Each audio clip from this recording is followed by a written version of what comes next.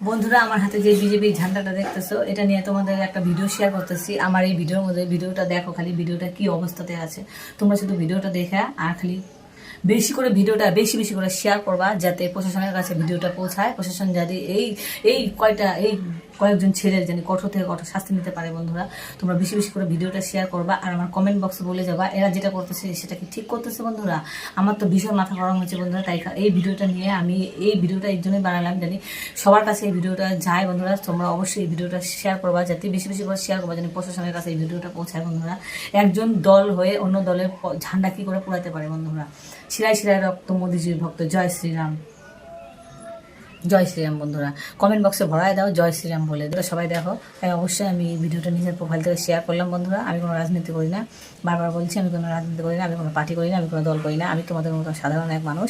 ভিডিওটা দেখে আমার খুব খারাপ লাগলো, তার জন্য আমি ভিডিওটা বানালাম। জয় শ্রীরাম।